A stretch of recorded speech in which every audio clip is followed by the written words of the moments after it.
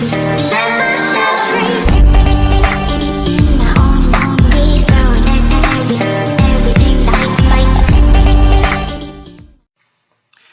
Hey, what is up, guys? This is DJ Clan Smasher, and I'm right here. I'm gonna go ahead and bring you an MLCW war. So this one right here is White Tempo versus One Hive Alpha. It was a great war. We did very well. Our 11s, it was pretty spot on. What is it called? Perfect dips. And then one of our 11s actually had to hit their number one because we were having a hard time getting a 10v11 against that base. So anyways, guys, I'm gonna go ahead and start off with the attack on number 2. I went ahead and did this attack. It was a great plan by you, Landon. So you, Landon, came up with a plan, a strategy, and Sayak actually tried giving it a go. I can't remember if he actually got the town hall or not, but he did a few different things. What he ended up doing was he did the bowler part with the golem, and then he finally started the queen walk after, but then that triggered the eagle artillery. So we ended up deciding that we're gonna do the queen walk, get a few little key structures over here just to kind of get some percentage going, and then after that I started the queen walk. So what I ended up doing here is I put a baby dragon just to make sure that the queen walks the right direction. I was kind of hoping for her to go a little farther, but I didn't realize that she was gonna get stuck here. I was trying to break in, that way she wouldn't be stuck. So I ended up deciding to let her die because I didn't want the lava hound to pop. Because once the lava hound pops, it's just gonna chase all your troops, and there's nothing much that you can do as far as like what is it called? As far as trying to kill them while all your troops are going, especially if you're going with mostly ground. So anyways, I decided to let the queen die, and then finally what I ended up doing was start the golem bowler part. So I was a little disappointed here because my golem ended up going down to the cannon. And in the other attack, when Sayak attacked this base, that did not happen to him. So I ended up going with the flow, making sure that everything, still works. But luckily, some of the bowlers came through, triggered that big bomb, and you'll see what I mean here. So right here, my king starts going through with a few Valkyries, and then I got a little scared here because I thought the Valkyries weren't gonna go in. And I put that heal spell way too early. I thought it was going to run out before these big bombs triggered. So luckily my heal spell was still going very strong. I was very happy about that. I placed the rage spell right where the town hall is just to make sure that those Valkyries break through. So right now I'm sitting here at a good 42%.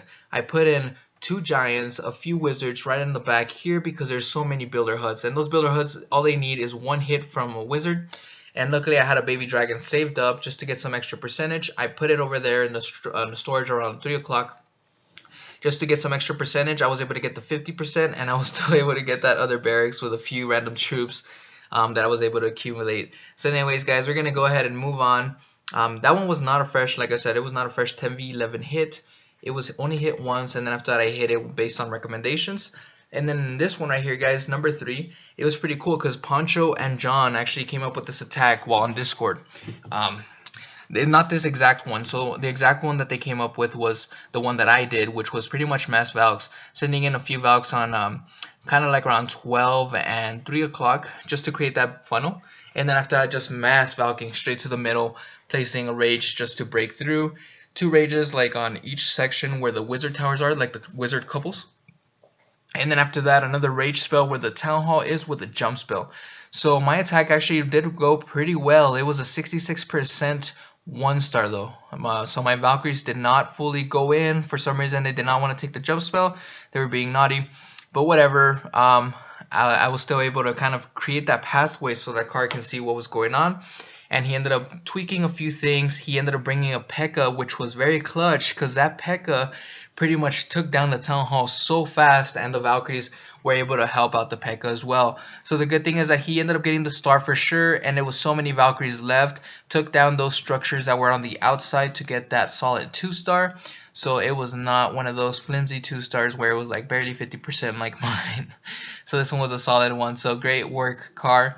Way to go. What I like about this, guys, is that with White Temple, we did such a great job when it came to communication, whether it was through like sketches or being on the chat or talking with others or just running your attack through. Because sometimes what happens is you think you got it, you're going to go in and you're like, okay, I'm going to trash this base and it's going to go so well. But then if you talk to somebody about it, they start telling you things that you didn't really even thought about. Like for instance, oh well, what if a Tesla comes out in that section? Or I think there's going to be a few big bombs there. So it always helps out to have a different set of eyes, especially when you know your teammates are very good. They can see something that you might have missed the first time. So anyways, guys, John here, the legend, he's the one who also helped come up with that other attack, like I was telling you guys.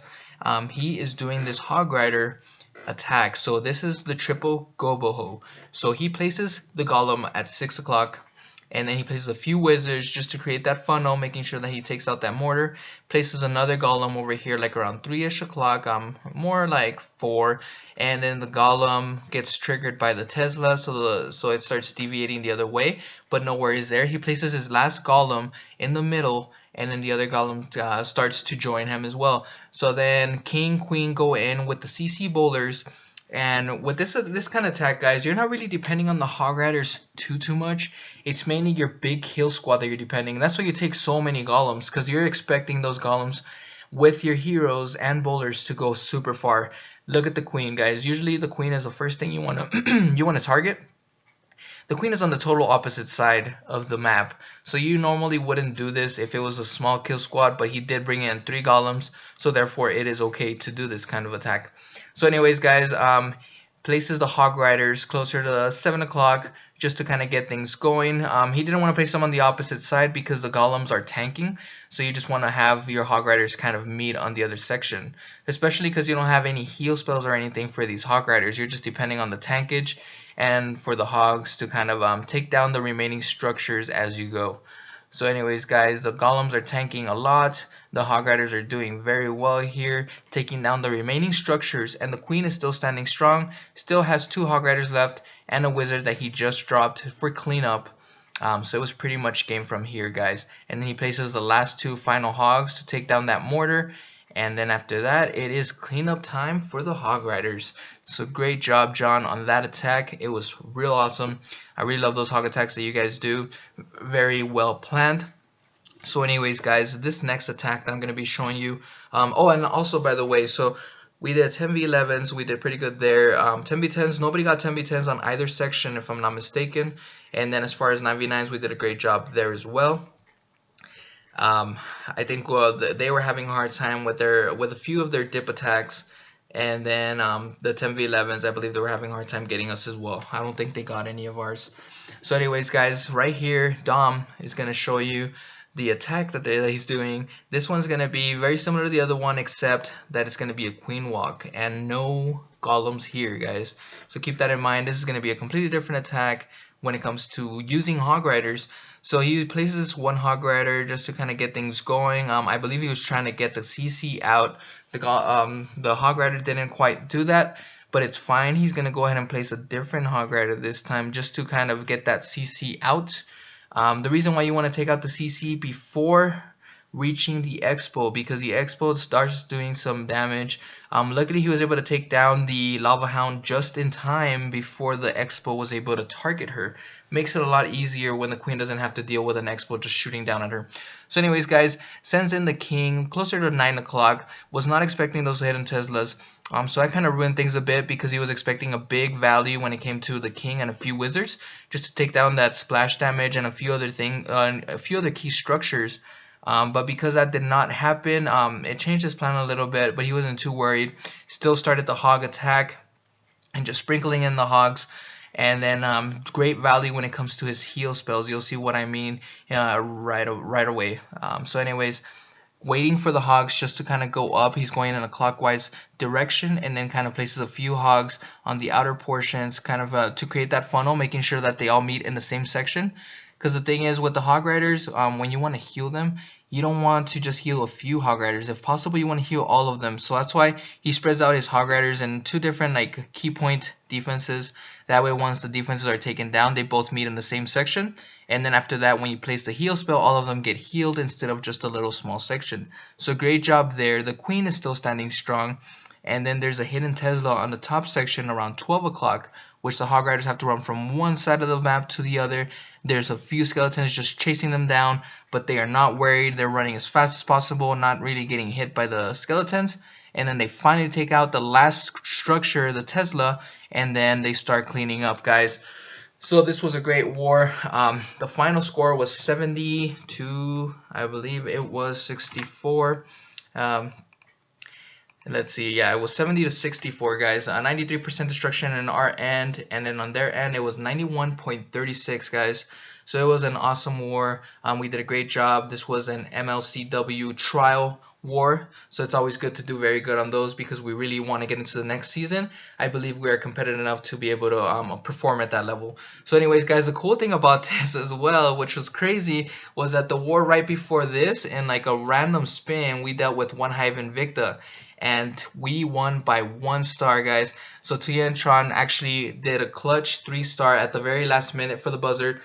We won by percentage, and we won by 1 star for that. If it wasn't for his 3-star, it might have been way super close, and it would have been 77-7. Wow, trigger, tongue twister. So 77-77, and then we would have had to see who would have won based off of percentage. So anyways, great work, guys. Keep up the good work, and I'll try to post a video here soon for the CWL recap and then a 3-star Town Hall 10 minor attack. Thanks again for tuning in.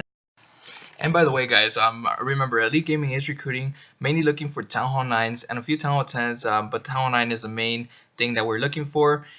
And hopefully you guys found this video to be helpful. I'll see you guys next time for sure. Go ahead and like the video and subscribe if you do like it, or if you want to see more content like this. I'll try to be posting more 3-star tags because I haven't had a chance to, but I'll definitely be able to hit that within this upcoming month. Alright, guys, see you next time.